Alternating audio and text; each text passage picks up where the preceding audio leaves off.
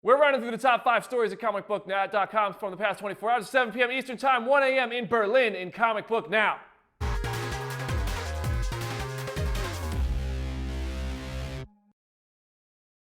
What's up, Comic Book Nation? Welcome to Comic Book Now. We're running through the top 5 stories. I'm your host, Brandon Davis. You know, you should call me BD, and I'm joined by Charlie Ridgely. What's up, everybody? How you doing tonight? Charlie is monitoring the live comment section, Facebook, YouTube, Periscope, all those good things. You can contact us anytime using hashtag CBNow. We monitor that all day long. We will use your tweets on the show. We're going to get to them, but first, the news. Today's top story is a synopsis for Hugh Jackman's last go as Wolverine. That's right, new details on Logan. We have them for you now. The new synopsis for the upcoming 20th Century Fox film reads, in the near future, a weary Logan cares for an ailing Professor X in a hideout on the Mexican border, but Logan's attempts to hide from the world and his legacy are upended when a young mutant arrives being pursued by dark forces. That young mutant, spoiler alert, X-23. Now, everyone wants to know when we're going to get a trailer, but all I can tell you is soon. Very, very soon, guys. Just be patient. Not that patient. It's coming soon. And it will all come with some cool inside info and something very, very cool regarding this movie. You're going to want to watch Comic Book Now this Monday. You don't want to miss it. I promise you. I'm talking go see Logan early and interview Hugh Jackman. Next up, ask just about anybody who has seen Rogue One, a Star Wars story, which is just about everybody, what their favorite scene from that movie was, and they'll likely tell you, spoiler alert, the Darth Vader action sequence at the end of the film. Well, it turns out that almost didn't happen. The main structure of that scene was around early, according to editor John Gilroy, but the scene as a whole was a late ad for the movie. This explains why 2 actors were credited as being in the Vader suit, with Daniel Napers being there for the action sequence and Spencer Wilding performing the original scenes. I'm glad it was there. The ending of Rogue One was my favorite part, and I thought that scene was fantastic. The sequel to Deadpool has been making a few headlines lately, but this time it's following the lead of what Avengers Infinity War has been doing all week by confirming a few characters in its sequel. As it turns out, the studio can afford more X-Men. Earlier this week, we heard there would be a lot of characters in the movie, but now it's solidified. That means Deadpool will be joined by not only Cable, but returning characters Colossus, Negasonic Teenage Warhead, and, most excitingly, Deadpool's taxi driver, Dopinder. I only imagine he's in jail, though, because Bondu was in the trunk when he got in that accident. And next up, the Batman movie. It's still making the news, and I'm just going to say this. As a result of still making the news, maybe it's time we get a little bit worried. Just a little bit, though. The reason for all of the chatter has been Ben Affleck's press rounds for Live by Night, but more and more comments keep pointing towards bad news for this movie. After confirming on Jimmy Kimmel Live just earlier this week that he is going to direct the Batman movie, but is simply working to perfect the script before diving into production, he has gone on record to say not only does he want a more comfortable bat suit, that's understandable, but that directing is going to be very stressful. What he means by that is this movie gets more attention from announcement to release than anything else he has directed. No one really cares when The Town is being written. No one cares when Live by Night is being written and produced. But he or anyone else is yet to say much very good about the production. It's still very early, so that's a redeeming factor. But it seems like we need some good news to be reassured about the Batman. I'm just saying. Speaking of shaping up, the Cloak and Dagger series on Freeform is coming together. Freeform will be giving the new Marvel series a $42 million budget to work with in its first season, which is a pretty massive budget for television. For comparison, Freeform's recent series Beyond had a $2.5 million budget for its 10-episode first season, totaling about $25 million to work with. That's $15 million less. Cloak and Dagger is expected to start shooting in February in New Orleans. That's a lot of money, Charlos. That's a lot of money, especially compared to what they had for Daredevil. This is about the same budget, and you're on Freeform, not right. Netflix, not going to be an R-rated property with a popular character. Right. I'm a little worried about it. Daredevil had about $4 million in episodes, so that's pretty cool. We have, before we go to our comments, we have to announce the winner of this week's Comic Book Now giveaway. We asked you to submit videos telling us which Infinity Stone you would want and why throughout the week. So we've been reviewing those submissions to select who is going to take home the Infinity Gauntlet comics. Now we've narrowed it down to 3. Each one of them is going to get a t-shirt, so everybody's a winner. But only one of you is getting the Infinity Gauntlet. First up, Paul Smart. Paul, what do you think? What Infinity Stone would I pick? Reality. To change my reality more than I already have. The Reality Stone. That's not a bad choice. I support that one. Now, Richard Chermak, what does he think? I would like the Space Stone. I'd be able to travel different dimensions like Doctor Strange and take mini vacations at no cost. The Space Stone would be sweet. That would be a sweet travel budget right there in your Infinity Gauntlet. But our winner, you guys are getting t-shirts, but our winner is a loyal viewer. with a creative entry, Angela Lopez. Let's check out her submission. Gonna go with the time stone so I can go back and tell my drunk ass not to throw the PS controller at the TV. Which is why it's now in the garage. My controller's okay though, so that's good news. We gave Angela a little leeway there. That was a 15-second entry. It's a little long. But it was good. It was a good one. But congratulations, Angela. You're going to receive a copy of the Infinity Gauntlet story. Our producer will get in touch with you by email. And you're getting a ComicBook.com t-shirt. Thank you to everybody who entered. That's a pretty cool giveaway. I'm telling you guys, we have the coolest giveaway of all time. I'm dubbing it literally the coolest giveaway of all time. I am genuinely jealous of you guys because you guys get a chance to enter it. And we are going to announce it on Monday on Comic Book Now. This is far better than I love the Infinity Gauntlet, but this is better. I know it could sound like we're just trying to get you to watch the show on Monday. This is the greatest giveaway of all we time. could possibly ever give you. You do not want to miss it. It is the hype epic. is real. We're not going to disappoint you. The pressure, we put the pressure on ourselves. Charlie's going to read the comments real quick. I want to show you guys something. Funko, I got a package in the mail today because I'm a huge Lost fan. Well, guess what I got? I got their pop figures. We have a whole gallery of them up on the site right now. But right now I'm holding Kate Austin, James Sawyer Ford, and Jack Shepard, and they are so cool. These are all season 1 figures. They also make Jacob and Man in Black, which are season 6 figures. But I really want Lost to come back. I'm not going to let it die. And these come out in February. But if you go to ComicBook.com right now, one of the top stories is a review of all these pop figures, the Lost lineup. Look, Lost, best show of all time. It's really easy to make a line of pop figures out of people that were dead the whole time. Nope. 2 days in a row, I got them. All right. Like I said, monitoring your comments. Check anytime on Twitter, #CBNow, and we will read your questions. We're going to try to feature them on here. We see you on YouTube. We see you on Periscope. We see you on Facebook. We're trying to get to all your questions as best we can, but keep them coming, guys. You guys are doing awesome. We love these call-outs. But the first one I got was from yesterday's show. We just read Sandro on Facebook. He's talking about the Defenders. We've had a lot of Defenders news recently. The Defenders will have 8 episodes. Could this be a problem since you're dealing with 4 heroes and a lot of other characters? No, you're just packing more quality into less time. That's what you got. Instead of stretching any story out, you have all these characters. You probably have a very expensive show. You're packing it all into 8 episodes. I'm okay with that. I think they're going to be a really action-packed 8 episodes, like you're saying. It could get a little crowded, but they've been really good to me. I mean, last season of Daredevil had Elektra and the Punisher and the Daredevil all at once. 13 episodes, though. They made it work. Hey, they made it work. Episodes, whatever, I'll take it. And that's following up directly from Iron Fist. And we now know Iron Fist is going to be the one who pulls them together. I'm okay with that. I think the stage is going to be set for Defenders by the time Iron Fist is over. It's not going to take especially much with that news this week that Iron Fist really brings them all together. I think that series that comes out in March will really just set that, like you said, set that stage. We have all the other universes coming together. Yeah. All right, let's see, Philip Crandall. Philip Crandall wants to know any news on Jerome's return to Gotham.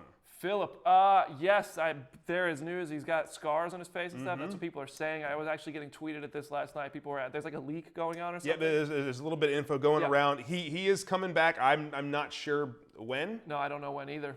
But I'm pretty sure he's going to be making a return. It's going to be epic. You guys aren't going to want to miss it. This is all kind of a play on people's expectations because like he's been played up as the Joker, but not actually the Joker. And now this alleged leak people are asking about scars and stuff with wearing the Joker. Right. It's all a play. I don't know if they'll ever actually commit to him being the Joker. I mean, he did post that picture on Instagram. He had the vest. He had the tie. He'll definitely be back, but I don't know if I don't think they'll ever actually commit to him being the Joker. I want to see it. I think we all want to see it. Let's see. Tristan Penron from Facebook wants to know, do you think the Hulk will use the Gladiator armor in Infinity War? I don't know about Infinity War. In Infinity War, I don't know. But know in Ragnarok. Wear it in Thor Ragnarok. Maybe he'll wear it in Infinity War. Maybe that's the new look for the Hulk going forward. But he's definitely going to wear it in Ragnarok. We know Hulk and Thor are going to show down, and we know he's going to be the Gladiator from Planet Hulk type stuff. So that's going to be cool. In Infinity War, maybe. I mean, if it does him some good in Ragnarok, why not hold on to it? It depends on what kind of Hulk we get. We talked yesterday about that sentient Hulk, that smart Hulk. If that continues in Infinity War, if he goes back to the scientist Bruce Banner at times, it'll all kind of depend on that. Let's see. Over on Twitter, we had a question from Twitter. Andrew Hayes wanted to know who should be cast opposite The Rock in Shazam. We had a couple people ask that yesterday. Who should be playing Shazam? That's one that I need to sit down and think about for a while. I mean, I can't. This is one. You know who I'm not going to say here? Scott Eastwood. Not a good fit for Shazam. That's the first time I've ever said it. I don't think Scott Eastwood's the guy.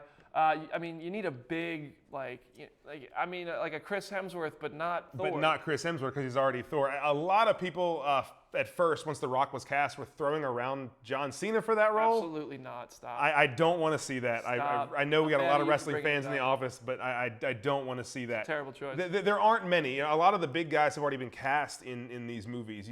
Jason Momoa is not maybe as boyish as Shazam needs to be, but he has the body to go up against The Rock. Dave Bautista is a little off. There's a lot of choices. I mean, it's tough to find somebody with that physique and that look. I think to be honest, it's going to be fairly unknown.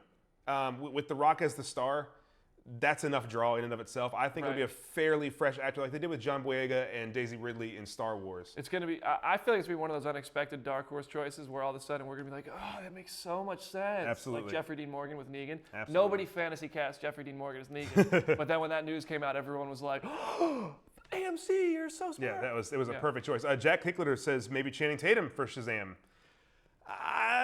He could do it, but with that commitment, I mean, the Gambit thing is still technically happening. Shazam into almost a comedy because if you put The Rock and Channing Tatum on the screen together, there's no way That's not funny. That's not funny. I mean, it's kind of like what happened in It's Baywatch. almost going to be unintentionally funny, dude. Absolutely. There's no Absolutely. way. I don't. All right. Trey Douglas Jones, a great question. Do you think the Logan movie will be as epic as the comic, even without the key Disney characters? So those key characters that Disney and Marvel own now. I think it's just operating in that space, so it can be. Will it be? I don't know. I've only seen 40 minutes of it, and they were good. But I think it's operating in that same world and that mythology of like the whole no mutants. It's the future. Wolverine is basically dying and giving up and trying not to be Wolverine. It's got that feel to it. I mean, when you look at a lot of these clips and a lot of these photos and trailers, it really looks like a class above type of movie. It looks like something to go along the lines with The Winter Soldier and with Days of Future Past and those movies that we always talk about, those all-time greats. I really think it could be one of those. It's way too early to put it there. I'm just saying, I think it has the potential. Charlie just put Logan in the Winter Soldier tier off of one trailer and some Instagram photos. I think it's going to happen. I really think it's going to happen. Hugh Jackman is super talented, even outside of Logan. This guy's an Oscar nominee. He's carrying the load. You have an awesome soundtrack, an awesome director, Patrick Stewart. This is the last time. This is the last chance for Ted. I think it's going to be awesome. I think he knows. Ray Lewis in the Super Bowl. He knew he was retiring.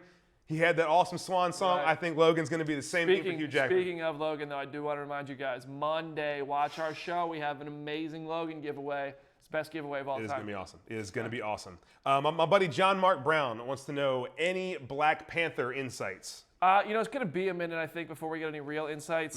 Everyone wants to know, is Winter Soldier going to be there? Right now, we just have the cast, which I'm most intrigued in seeing. Michael B. Jordan. This cast is all-star. I mean, Ryan Coogler made Creed. It was amazing. Yeah. Michael B. Jordan, the star of Creed, is coming in here. Right. But you also got girl Denai Guerrero is there. Michonne, Lupita Nyong'o, Sterling K. Brown, Angela Bassett, Forrest Whitaker, Andy Serkis is coming back as Ulysses Claw, and then there's the rumor that Martin Freeman will be in it. Well, Andy Serkis isn't confirmed yet. No. Like I said, but both those guys are rumors. Andy Serkis and Martin Freeman both are rumored to be in the film, and Claw makes a lot of sense. Right. He's the arch nemesis. I mean, this starts filming in a couple of months, so that's it starts filming next month, February. Yeah. So yes, that's when we're going to start getting news. Like that's when we're with Avengers: Infinity War, they just started production. That's why we're starting to get all this.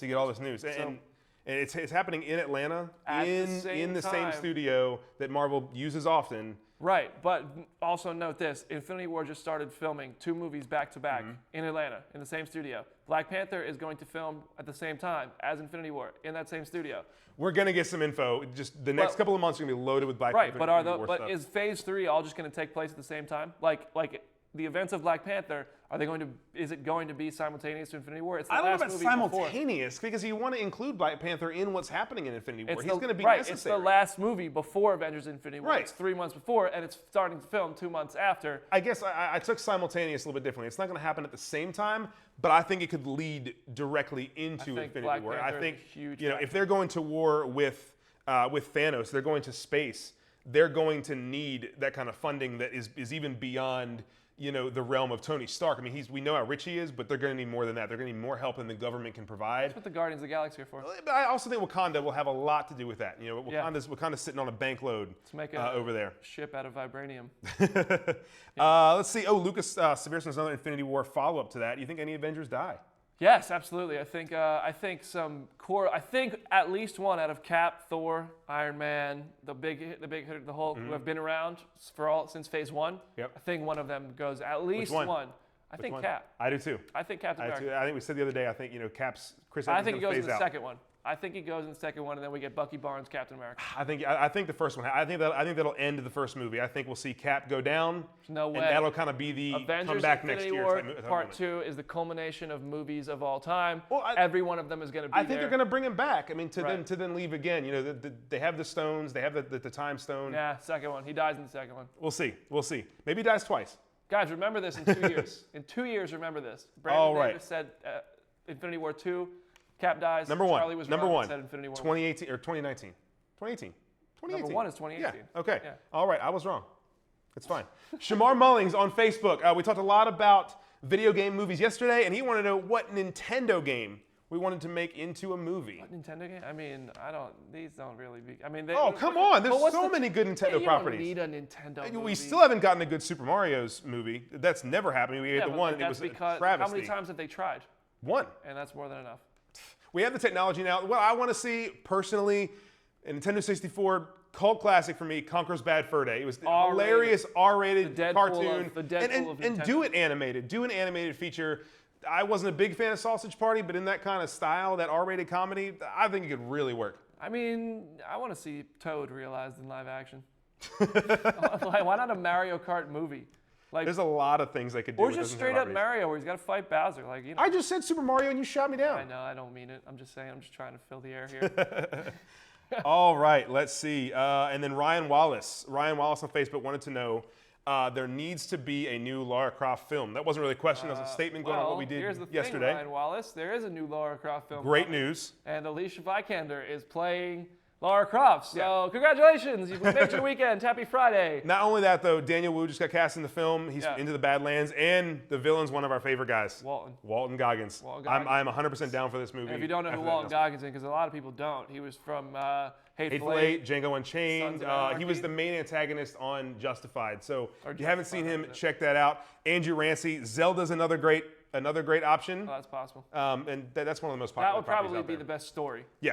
All right. Definitely. Guys, Definitely. I see the comments are still coming in, so please, if you want to talk more over the weekend, hit us up on Twitter at Charlie Ridgely, at Brandon Davis PD. If you want to be featured in the show, use hashtag CBNow. Thank you guys for watching. We'll be back Monday at 7 p.m. Eastern Time with the greatest giveaway of all time. You're not ready. We'll see you there.